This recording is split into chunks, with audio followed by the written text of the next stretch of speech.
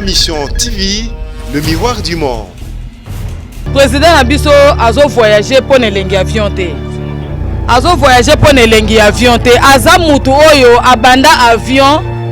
Peut-être banda zalaki na kati ya libumu ya mama na ye.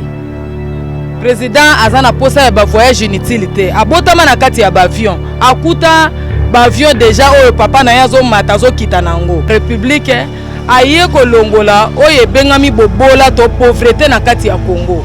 Alingi congolais a vivre malamu. Bana batanga ofele ndenge bino moko bomoni a gratuité ki yango pe salami ndenge alobaki. C'est-à-dire amemi mikumba ya ba parents ebele. Kabila solola ki mabe. Kabila kanga ki partout. Azaki na souci ya peuple congolais te. Yango wana moni lelo président na biso moya vande zate. Tokoki ko so exemple moko. Papa na quartier vandaka azabi nemina batu nyonso. Est-ce que bana na yo bana papa na bako zala l'aise? Le toye ba date ya le 19. Le 19 faut pas na biso wana sanzo e wuti ko leka le 19 makambo sala makakuna la permanence. Ko se comporter le ko la président de la République azali sous niveau wana te papa. Ba komi déjà musika Martin Fayulu aza simple mutu lokola ngai. Basengi po bazomona président na kati ya 8 mois a gratuité enseignement président atongi banzela président c'est-à-dire ba so de mutu pona nini aza biloba lobake no akanyaka élection. Akanyaka élection wapi? Taba kendanga na cour constitutionnelle. Azalaka na ba preuve alakisa que non a gagné élection. Ezalaka te wana eza distraction papa. Botika botala mokonzi ndenge azosala musala na ye. Diplomatie oya Kabila ezalaki tinda mutuboye. Mais oyo akoti lelo na pouvoir aza grand diplomate. Ma mission TV, le miroir du monde. Si vraiment on a bande connu sur la biso partout dans le monde, na ma mission TV, chaîne à référence, na pessimino sur bambote partout dans le monde, na confiance au vraiment bon message na kopé sabiso chaque fois na ba émission nyonso vraiment to sala rapoto la sabino les Congo de tous les partout. Martin invité sa fusée sur la Likambo. Lelo na kwai epa ya ba mama ya IDPS. Nazana maman Angèle o ya IDPS Nasir botale mission moro to sala ki na palin du peuple jouba ki koti kapé ba ministre na bango ya IDPS. Alors lelo tozane vraiment azali maman moko o azo peser kati ya ba maman tout ya IDPS surtout na kati ya République démocratique du Congo ne lelo to zuie poto meke mpe ko développer par rapport à l'évolution mboka étant que président Félix Tshisekedi est-ce que évolution est est-ce que maman malonga et que ça la m'appelle à 5 ans ou bien te tous en maman Angèle mbote maman mbote papa journaliste mbote mingi na bande ko bazolanda biso na tango na bisika nyonso bazwami to pesi bino mbote nga naza maman Angèle naza deuxième vice présidente fédérale ya Funa toza ko kamba musala na IDPS pour na kosunga parti na biso kende liboso et puis ko soutenir makanisi nyonso ya malamu ya mukonzi ya mboka oyo abengami na kombo ya président Félix Tshisekedi oyo aza notre président de la République. Alors maman Angèle, merci vraiment. Nancy, tout ça là une émission chaud vraiment. Na parler du peuple loba qui vraiment au CPC qui peut battu ba ko ko na maman ba tout na oh moi si to mobile. Alors le lot quoi vraiment poto sur la to clairci batu par rapport le lot IDPS bozu bokondi. Nde to mona pe ba PPRD zalaka bazwaka ba ki bokondi. Le lot pe bino IDPS bozu ki bokondi na kati ya mboka na biso. Eta ke yo maman ozapena bana, ozapena bandeko, ozapena bato bazana na quartier o banyo comme rapport na mboka na biso banda président Félix Akoti na ebité évolution ni no moni déjà par rapport ya parcours ndenge ni changement ya mboka na biso eko kozala tant que président na IDPS pona président na biso ya IDPS président de la République na lobby vision ya président eza pona changement na mboka Congo vision ya président ezake Congolais nyonso a se retrouver pe a se sentir que azana mboka na ye. Président de la République aye kolongola oye bengami bobola to pauvreté na kati ya Congo. Alingi Congolais a vivre malamu. Bana batanga ofele ndenge bino moko bomoni a gratuité ki yango pe salami ndenge alobaki. c'est-à-dire amemi mikumba ya ba parents ebele bo babanda ko mitungisa balobi ke biso est-ce que to okoka otangisa bana mais na arrivé ya président na biso bana batangi ofele otanga o bana biso bazotanga ofele ezalaka banda kala na kati ya constitution na biso ya mboka mais président moko te aleka asaleli yango mais kokoma ya président na biso président Félix Tshisekedi akomi tomoni ke ba gratuité ba classe ya bana bazotanga ofele en tout cas côté wana vraiment coup de chapeau pour na ye place azo sala musala o ezomona na biso bato papa ya ko samba ezate soki mutazo wanga na ke président na biso azo sala le côté en tout cas il faut zalaka mutema mabe po ezomona na miso bato musala malamu o yazo sala pour na changement ya mboka Congo. Alors maman Angèle Batebele pe au biso tout au monde na ba voyage pe l'équipe trop et pas ya président Félix Tshisekedi et comme eli batu donc li Cameroun si wana toro ko taper yo lo bango après ndeko pe tozoya a ko répondre biso. Alors tina ba voyage wana d'après yo maman et ko kozala nini? Merci beaucoup monsieur le journaliste. Na ko yebisa yo ke président na biso azo voyager pour nelengi avion te.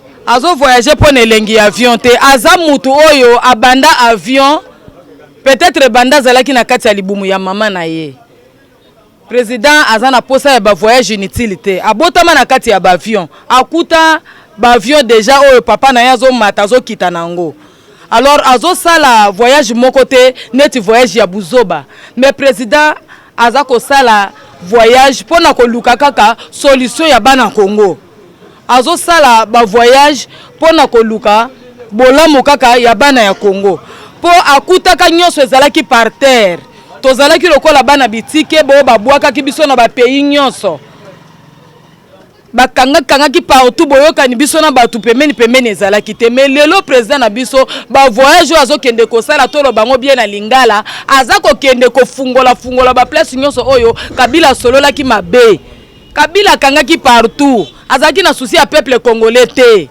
yango wana moni lelo président na biso moya vande zate tokoki kozwa exemple moko papa na quartier vandaka azabi nemina batu nyonso est-ce que bana na yo bana ya papa na bango zala l'aise bana oboma bango pamba ta na Brazzaville baboma biso Kabila zalaki baboma biso batika ba mama mitakala awa Kabila zalaka awa asalaka réaction moko te mais tangu président na biso awuti ko yoka awa na Afrique du Sud babomi batukuna babomi ba congolais bomona ki réaction na ye bazalaki na bokuta ni moko befale bakuta na kuna akendeki ngota boyi elingela kisake le vrai congolais c'est-à-dire mboka oyo zomona oyo yango ne mboka ya Félix Tshisekedi ana mboka mususu te c'est-à-dire congolais 100%. C'est pourquoi moni ba voyage wana zo sala amemi mukumba ya ba congolais na mutema na bango na mutema na yeke akota boyabi mabwe place nyonso ekangama ki efungwama pona bolamu kaka ya peuple congolais. Alors pona bolamu ya peuple congolais mais so totali bien relation eza makas entre président Félix Tshisekedi na président sortant na biso Kabila to mona pe ba kutana ba solo là mais pourquoi pour pas bino zalaka toujours ba critique au mona PPRD na IDPS toujours bo bundara bo fingana. Bon, eza vraiment ko bunda ko finga na te. Omoni président na biso aza président ya mutema ya bolingo. Bien boko sara batu bolati loro moko na simana maramso ezali obende. Bon, eza comme koko eza neti koko sa batu te. Problème tozo loba o eza ke tolingi bolingo ya hypocrisie te. Pona ngambo ya président na biso aza na bolingo ya malamu envers Kabila. Mais Kabila boma pe biso ba combattre belé. Tu yeba date ya le 19. Le 19 faut pas na biso wana sanzo ewuti ko leka le 19 makambo sala makakuna la permanence. Président aza muto mutema mawa amema Kabila na mutema na ye. Biso to ala combattant na ba combattante. C'est-à-dire ndenge toza boye tikala ko yeba ke mbeli o ezoki sanga. Na otika lobosa na couleur na ngote. Donc Kabila boma biso déjà. Asala biso esengela epona osala. Mais relation za malamu. Bon, relation eza malamu to osala nini to kende ka bongo, relation eza na malamu. Tozo kende bongo comme konzamboka ye moka la kisi bolingo wana.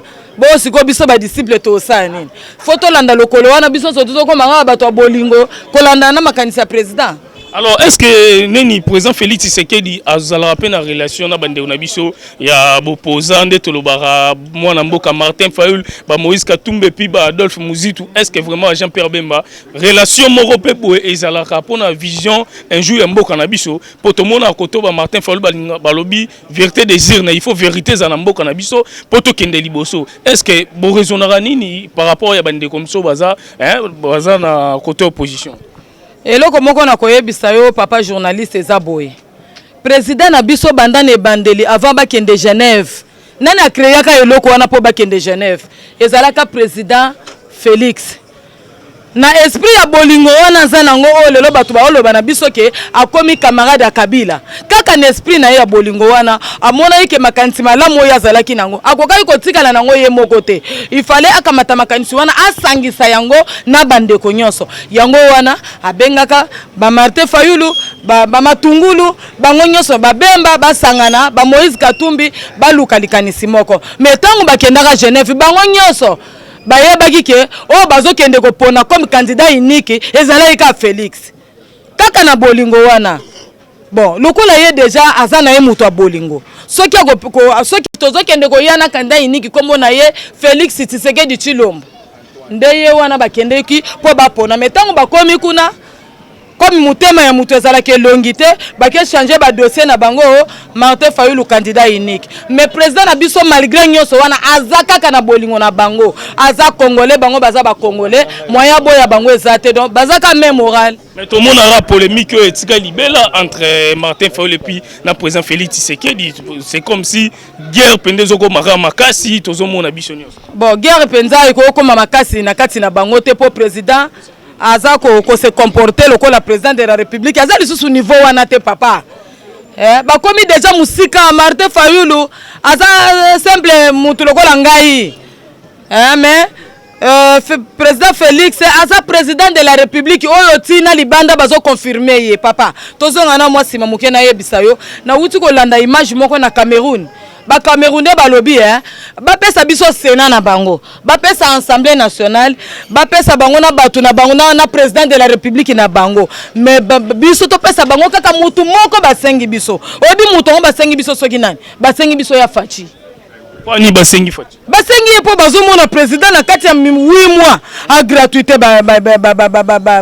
enseignement président atongi banzela président c'est-à-dire baso de muto babiloko mo ba congolais bazomona ezoleke na bato siko batali babi bon peut-être ça na ba congolais mususu bo bazana makanisi nanu mayele nanu ya muke ya kolanda ba maloba ya tribalisme ya Fayulu bazo comprendre te Congo ezokende wapi mais batali banda bamoni que non avec papa oyo dans 5 ans Congo poto ekosa yango no moni ndenge zawana jalousie za makasi alors biso to même moral la muka balingi vérité wana nde bondi marara vérité ke bozwaka te boganyaki te ata ba olimbisa bino mais balingi ka bondi ma vérité wana nde ke bozwaka te papa biso to zwaka Martin Fayulu ndenga zawana asalaki propagande na Kinshasa pour na peuple congolais bakanisi propagande ya asalaki o ba votaki na guerre tribale parce que awa na Kinshasa esangisi bikolo nyonso c'est-à-dire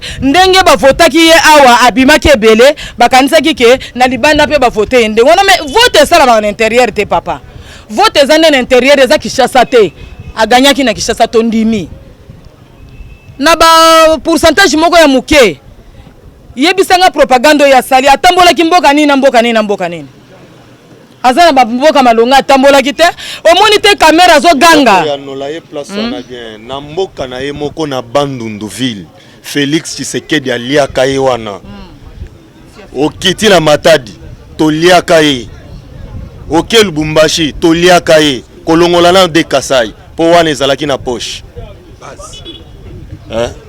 pona nini azana biloba lobake no akanyaka élection akanyaka élection wapi tamba kendanga na cour constitutionnelle azalaka na ba preuve alakisa ke non a gagné élection ezalaka te wana eza distraction papa botika botala mokonzi ndenge azosala mosala na ye Alors merci Tota Mokonza Samusala. Alors balobi peke tozo landela. Tozo balobi et misabison de marque. Tozo mona to landela. C'est comme si dépense et salama trop na pendant temps que na cabinet ya chef de l'État et puis na marambo chef de l'État zo sala. Batu bazo kama pourquoi mbongo zo bi mebele bongo na mboka na biso. Papa journaliste mbongo oyo bango bazo sambisa bato ezo bi mebele. Tango Kabila banda yoko bimisa mbongo na mboka oyo. Bazo sala na ngoma makambo minene na mboka oyo na ndenga ko bata ma ba société ba makambo ebele. Peuple congolais ajijaka Kabila. Mbongo oyo Mukonzi Félix Tshisekedi azobima pona okende ko voyager ko sala misala pona bolamu ya mboka. Boko sambisa mutu te pandake misala eza ko salama pe azako bima libanda ya mboka azako zonga pendenge yebake ko bima na endenga zonga ka mbongo na mbongo nde zonga ka. To mona pe Kabila 5 chantiers yepe 100 jours c'est que bango tu banda ko sala bende. Papa 5 chantiers na ye aboutir ne loko moko te Congo poto salité na salité 5 chantiers yoyo ko yuko yebisanga lelo eza ya liwa o ya tike la biso keni na cimetière okuta libulu moko bakunda 4 personnes le 1er août soko kei place ozo déposer fleur wana yeba qu'il faut déposer place wana 4 personnes pour okuta o bakunda kiaza oyo likolo oyo na samuninga oyo pona nini batu bakufi ebele bongo yo président de la République 5 chantiers esuka ki na nini e bandaki wapi esuka ki wapi 5 chantiers ezaki pona oboma congolais et non pona kotonga mboka.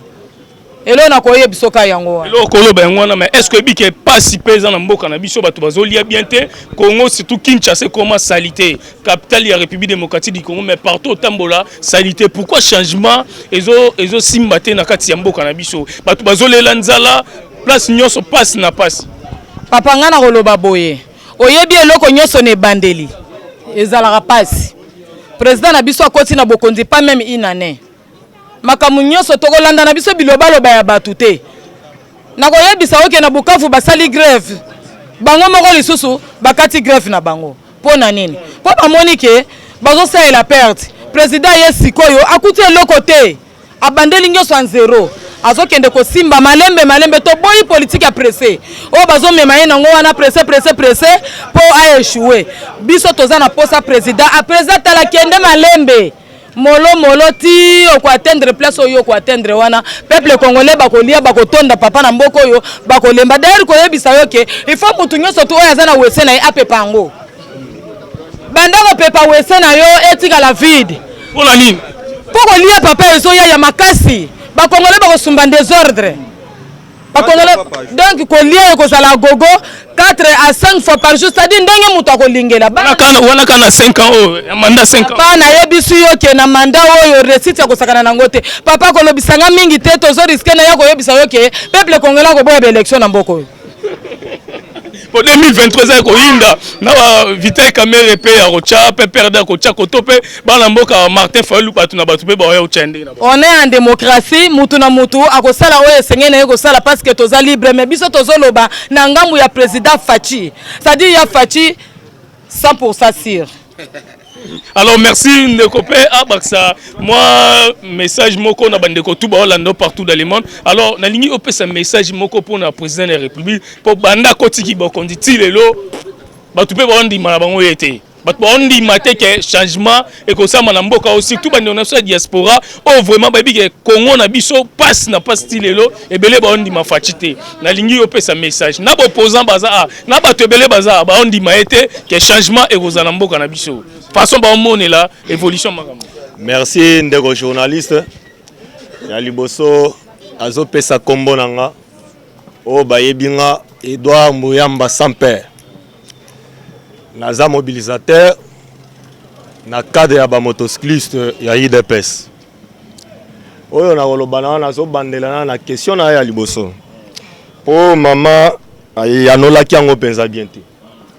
Olobaki o etali bokonzi ba parti nyonso ezwaka bokonzi na o biso tozwi te kote wana olobaki na défaut ebele eza bokonzi pona bokonzi na bokonzi pona peuple bokonzi oyo Kabila bana kosala ezalaki bokonzi pona bokonzi oyo aye kaka Kabila na entourage na ye o bokonzi tozwi eza bokonzi ya peuple bokonzi ya peuple ce qui otali na minute attendez ngozoloba ke non social evandité mais comment na peuple baza à l'aise peuple baza na kimia po ba moni que non mikolozo ya liboso makamunyo se osala nini et ko vanda na oyo lobby ya voyage ya président mwana mboka Félix Tshisekedi Tshilombo voyage yo azo sala ngo pambati Kabila zalaki na système na ye oya banda ko diriger mboka diplomatie oya Kabila ezalaki tinda mutuboye mais oyo akoti lelo na pouvoir aza grand diplomate ya solo musala banda ko sala na IDPS yango wana na place que atinda ministre ya affaires étrangères akende ko signer ta mususu kuna ko négocier bien te yemoko azobimake bosololi en tant que chef de l'état atie mukoloto na ye ona bonheur ya peuple congolais c'est que côté wana débat ezati ndeko tuna mususu alors débat ezati mais balobi attaque au président azo voyager trop mais bamona non te président à ça la voyage on dirait que congé à ça là ba une semaine ba 2 semaines président sala na mboka batu misusu atiki mboka na nani na lingi oclairci batu kuna babi azolandela nini kuna ça va merci ebele mwana mboka kombo na ona yebi yango te Martin Engi ebani partout batu nyonso bayebi c'est mbali bosonde okutana ngai nazo yebi savo ta omoni papa bimi akemikili ya poto atiki mboka ba congolais bele babanda koloba oh pona nini président atiki muga pona nini président atiki FARDC pona nini président atiki kaka ba général wana oh ba ko sala coup d'état mais tango moni président a voyagé à quel banda lelo tozo kende 2 semaines soki na bosanité na 2 ou 3 jours mboke tikali à l'aise o izoyo ka tana este lisasi ezobeta kimia ezakuna elingi koloba nini mboko eza ya Félix kaka ndenge Tshisekedi alobaka prophète alobaka mukolo IDPS tokozwa bokonzi lisasi ekotikala ko beta te yango zomona lelo mboka eza na kimia papa président koya mboka eza nango à l'aise azala koyima mokoti baoyo batikali bazo sécuriser mboka bazaba na mboka. Alors merci vraiment à ce pelika nde mama lobby que batu ba pepa ba wesi na bango soki peza la solo nzamba sungara République démocratique du Congo. OK merci wana eza kalate po ebele babandaki kotala kaka na minere soki otali président oyo akoti amoni que non libu mwanzala ezalaka na matoyite pota ozolamuka na tongo oliete moyen obima oluka tambongo ezate yango tozo bandanano kolona. Merci. Tozo bandanano kolona. Donc 2020 Congolais Rosumba en désordre. Alors merci vraiment ma mission TV chaîne à référence to comme na souka mission na biso na si bateau tout ba zala qui vraiment na besoin ba mona ba ndenge bande na biso ya IDPS bazo s'exprimer na micro ya ma mission TV bino mo boyoka bino mo bo sa ba commentaire ndenge bo message vraiment ko sala na émission ya Martin invité sa fusée. Alors to comme na souka na bité papa lingo Barcelone moko soki papa a koleka donc bo comprendre émission de to sala mbote papa alors na ebité message en lingo basala biso par rapport à makambo tout lobby pour na président Félix Tshisekedi oyo azapeli banda RDC ezali kambo ya gratuité enseignement aseli biso ba parents oyo biso to boti parce que okomona mutu so avandi na télévision abota ta mwana te azo critiquer gratuité za pona ba parents oyo ba boti po salaire Kabila banda ko futa ngai ya 80,000 nazana bana 5 na kufutela bango minerval ndenge nini kaka na catholique oyo bazo critiquer bazo basala krevana na kufuta ndi ya $600 na mwana moko okofuta combien so bana 5 sikoyo ba pesinga gratuité pour mwana na tang eza esengo ya peuple congolais c'est la première fois tango ba pays mususu bazo sepelelika mbwana mais omoni ba mususu ba congolais soit disant les opposants congolais na ebite soki bango bazana bana te bazo raisonner ndenge nini pour ba critiquer gratuité eza eloko moko ya to ya mbango na esengo pona mboka donc olingolo baké bato ba critiquer wana eza bato ba bota te eza bato oui parce que muntu ya boyen parent ba yebiso ke parigné na mbongo na yo bando ko futela mwana yo parigné ngopo otala makambo mususu ndo critiquer te ngana ke ndo ko futa oza parent parce que parent wa raisonnaga yebike no balongo ba diminuer nga charge l'état a eu charge na ye hein l'état supporter enseignement na éducation ya bana na ye mais yo parents zolo bate nga na foot. C'est-à-dire que yo banda ko yeba mbongo l'état. Tango l'état kangi sikoyo, il faut se révolter. C'est ça. Alors merci vraiment, merci papa. Allô?